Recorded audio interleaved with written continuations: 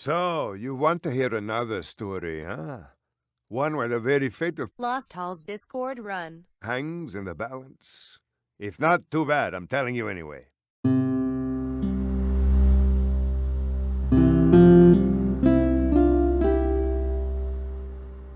Lost Halls rushing can seem super hard, and sometimes it is.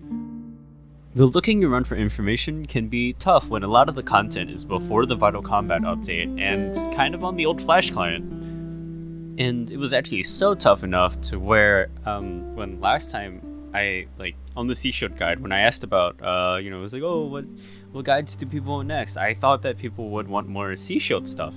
How do I learn Sea Shield in MBC or something like that? And in reality, it turned out a lot of people actually wanted a Lost Halls rushing guide. So this video is long overdue, but here's my attempt at teaching about Lost Halls rushing.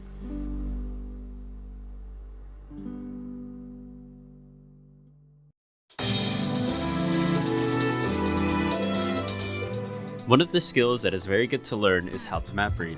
And if you need help with that, I just posted a video on it, but it is kind of lengthy and kind of not very structured, so I might make another one in the future, but for now, that's pretty good. Record your rushes if you are able to. Sometimes you'll miss really small details in real time, but the good thing about recording yourself is that you can see those things that you missed earlier and can learn better from it. If you're not sure what to record with, I suggest using what's native to your computer. So if you have something that has NVIDIA Shadowplay, that's also a really good option, and I honestly would love using that again. But my current computer doesn't have that, so what I use right now is something called Streamlabs OBS. I'll leave a link in the description if any of you would like to try that, but it is pretty good for what it does, but it's also good for streaming if you want to try that too. Sometimes watching people who are better than you at rushing and seeing what habits they've developed can be very helpful. Like, why are they moving in this way and what makes it different than how you move? Also, don't be afraid to ask them. If they know something that you don't, just ask. The worst they can do is just say no, so you have nothing to lose, so go ask. Be open to the fact that you might be doing something wrong. While learning how to do anything, it is always a possibility that you're not up to the standard that you're putting yourself up to, and you need to realize this in order to move forward and not create the hindrance for yourself. Get used to using HP and NP pots. A lot of people don't use HP or NP pots because they think it's just too inconvenient for them, but in all honesty, HP and NP pots are overpowered and learning how to utilize them can push you really far. Don't be afraid to reset your camera rotation to be facing upwards. Default camera rotation is fairly slow, and this is something to help you speed up. A phrase that is very important to think about is, slow is smooth and smooth is fast, which basically, you have a surprisingly long amount of time to think about what you're doing. Like how I said earlier that you should learn how to map read, you need to pause occasionally to map read, and getting good at that will help you move faster throughout the halls.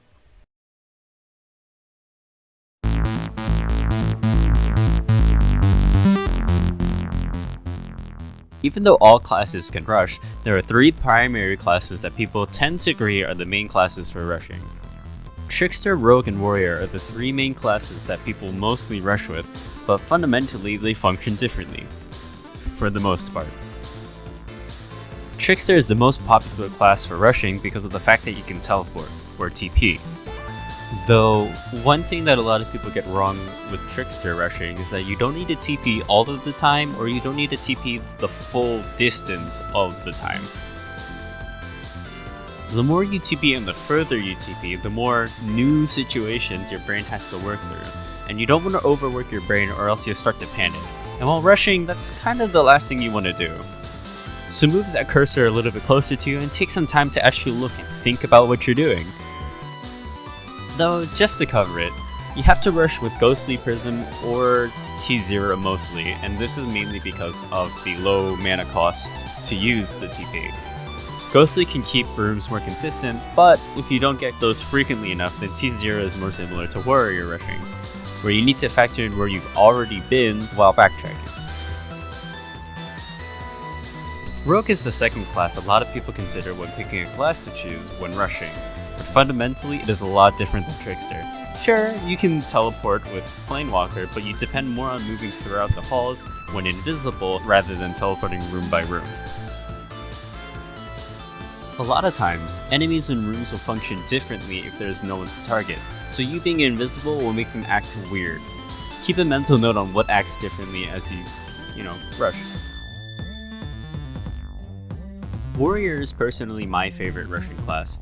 Fundamentally, it can teach you a lot about how each enemy works in each room, and it's also pretty tanky, and you have a bit more room for error, especially if you use HP pods.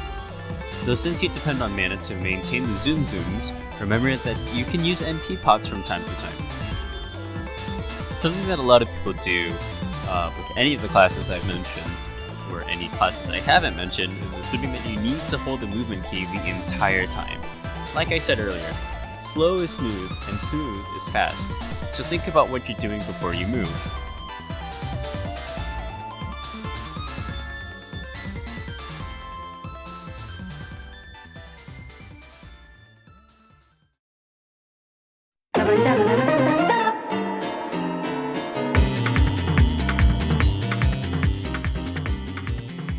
Generally, when you walk into any type of room, there are two types of enemies, big things and small things, or the group leader and the group members. This can help with identifying what are main issues and what are things that can be easily dealt with. Slime rooms are by far the easiest to just sort of exist in, but you need to know how to move throughout the room safely in order for it to be safe. The big slime will shoot when you get into the room it is also in, and it will separate the room into 3 different sections. And if you're on a fast class, you can run past the tentacle before it gets to the walls. If you're not on a fast class, then you just need to dodge the small things that are also happening inside of the room. Small slimes will shoot where you're standing. Slowly tap your movement speed and they won't really be able to shoot at you. Also, don't move directly towards them either. They can hurt more than you'd expect. Rats will put quiet shots on the floor in a grid pattern, but also cannot put them on the walls either. Easiest way to avoid these shots are just to walk along the walls. Bats will jump towards the nearest player and try to put a pet stasis shot on you, but easiest way to avoid these, along with the small slimes, are just to tap your movement key and just move forward. If you don't outrun the tentacle, you can just spam a few HP pots to get through it, or just rotate through the section, it won't hurt. Orcs rooms can feel incredibly difficult, but if you've map prepped before you got into the room, then it should feel a lot easier. When you enter the room, a Mario should rush you from the center. Marios can also spawn from the edges of the room, but it's less likely and most of the information should still hold up. Only the purple shots the Mario shoot will confuse, so dodge those at all costs. Most of the damage you'll be taking is actually from the champion in the middle of the room, so make sure you're dodging those, or at least, taking less shots. If you've seen some other videos, a lot of people suggest hugging walls to run through them, and I would also agree, but some people argue about which way to go around the room effectively. Honestly, it doesn't really matter. Just don't hug the wall in the very middle of the room when the outer minion is there, or else you could die instantly. Though if you're on Warrior, you probably are not going to take too much damage from it because of the high defense, but it's still worth noting. This is also one of the rooms where if you find yourself on Trickster and insta-dying too, you're likely TPing too far into the room and not able to react to the minion fast enough, and you should likely consider just TPing not too far into the room. Golem rooms are usually the room that gets the most people. Just about every enemy in the room can insta-kill you or enable other enemies to insta-kill you. So other than me just saying, don't run over anything, here's what each enemy in the room will do.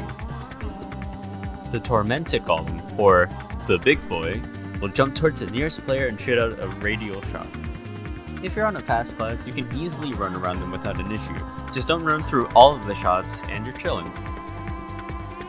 The Golem of Anger, or the Angry Boy, will follow and shoot a flamethrower towards the nearest player, along with a shotgun that happens every few seconds. You can drag them one way to create room and run around the opening that you just made. Often you will see them hovering around the corners. Do not run over them just because it is the shortest path. This will insta-kill you in most scenarios.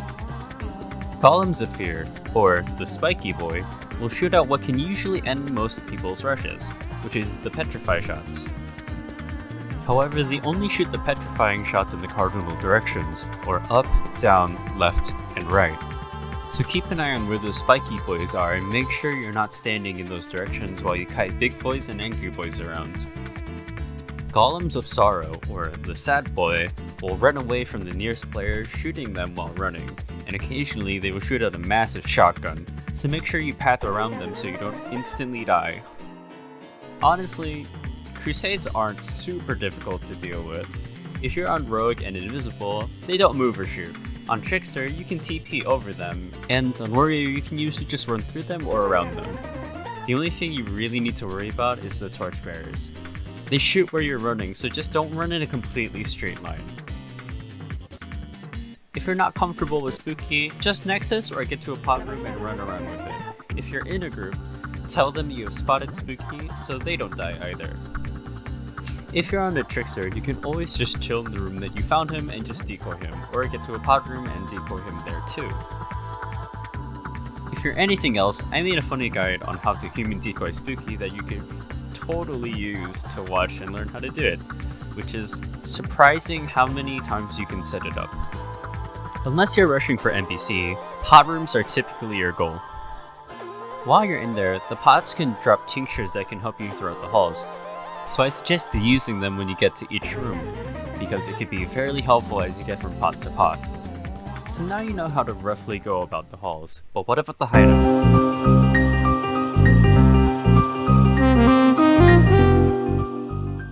The hideout rush can seem difficult, especially on Trickster and Rogue, though there are plenty of things you can keep in mind while going throughout the hideout. Generally, you'll find yourself hugging walls very commonly. Like the footage you're seeing in the background, it's basically me just hugging a wall for the entire thing, and if I'm not hugging a wall, I'm switching walls. Some enemies can pose a massive problem, and this is what you can do about some of them. By some, I mean all! Green minions can be the trickiest. They predict where you're going to run and also try to run there too, so if you're hugging a wall the entire time, this can be an issue. So you have to start running one way just a little bit so that they also start running to that location, and then you have to run back to where they aren't going anymore. This sounds really weird, but basically you have to juke them, or if you're a basketball fan, you have to break their ankles. Blue minions shoot towards the nearest player. Best thing to do is run around them. Crossing walls can be effective here as well. White minions seem like they shoot a lot, but they just shoot in 4 directions in a cross pattern that slowly rotates. Though, they always start parallel and perpendicular to the walls, so if you're on Trickster you'll need to TP past the group, but also on walls. You can usually outrun them after you TP. Thankfully, they changed how they behave when you're invisible, no longer needing to dodge them if you're invisible because they no longer activate. So lucky rogues, I guess. Yellow minions shoot towards the nearest player. After you see a yellow minion, you typically will need to change walls so they don't snipe you.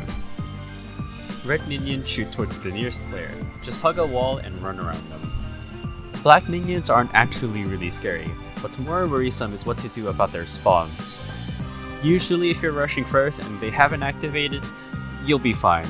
Just run around their slow moving shotgun and avoid their minion spawns, which don't actually shoot immediately. If you're rushing second, expect those demon spawns to be there. Avoid getting shot by them at all costs, and this can ruin your rush if you get hit by any of them, so just avoid them. Purple minions can hurt a lot if they decide to shotgun you while you're running over them. Though once they shoot their shotgun, you're free to walk over them for a very, very short amount of time before they shoot. Though you have to be quick, or you're going to die. So that should wrap up just about everything. Though what I will leave you is some advice about practicing. If you're afraid on rushing with gear, rushing with 0-8 characters is always fine. This is a bit more brutal, but it'll kind of teach you what you need to dodge very effectively, because if you don't dodge well, you'll just kind of die quickly. Alternatively, rushing petless on an 8-8 character is also a good way to get better very fast, as you'll be forced to dodge better. Testing sessions should be up here and there, and I highly recommend that you go on them just to play around and see what's happening. This is a very risk-free way of learning how to rush. As you practice and learn, just know that you will die over and over and over again. That's okay.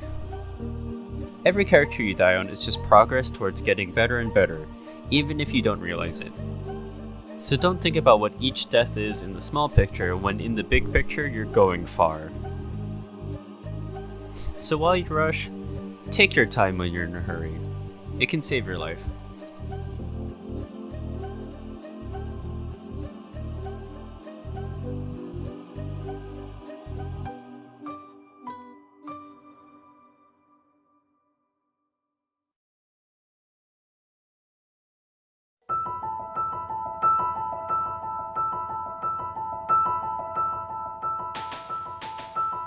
The phrase that I've been using throughout the entire video is like, the slow is smooth and smooth is fast. I have no idea where that comes from, but it, when I googled it, it was like, oh, it likely comes from the military, and Doc Holliday once said, take your time in a hurry to how to win a gunfight, but it's like, whatever. It has a lot of roots in this sort of human psychology, and there's a very popular study in a book called Thinking Fast and Slow, where there's two modes of thinking, where your first one is very fast, it's basically your subconscious, and it's like easy things sort of just like happen, and your second mode of thinking, it's very slow. You have to sort of deliberately think about it, and it's just like, yeah, this can also help, where if you move deliberately with purpose, everything should sort of be more efficient, even if it is slightly slower. Because rushing fast can be pretty wrong. You can get fucked really easily, but rushing slowly can, sort of save your skin a lot. This also has a good parallel with fighting games, and sort of just like there have been professionals who used to play super fast and just super rush down, just like aggression, but they realized that they were going too fast and they would make mistakes quicker. So by slowing down what they were doing, they sort of were able to be more efficient with what they were doing. I highly encourage that as you move forward with learning anything, you should also branch out into other sort of genres of games or just other fields of life. You can draw some very interesting parallels to one game or one thing to another, like how, like in this, out of like nowhere in my brain, I decided to talk about drawing in a like Lost Halls map reading guide. And it makes no sense to people who there shouldn't be any connections, but you can make those connections. And obviously I don't mean you should force connections, but things can make sense in sort of this broad picture. So don't sort of narrow yourself to being limited to only like realm to learn from. Something that I think could be a cool thought experiment is if you've made it to like this point, which is basically the end of the video, comment like what like one thing that you think is very close to another thing in life that like, okay, it's like, oh, let's like, oh, like cheating is sort of just like, oh, the things have rhythms, and rhythms in music, blah blah blah.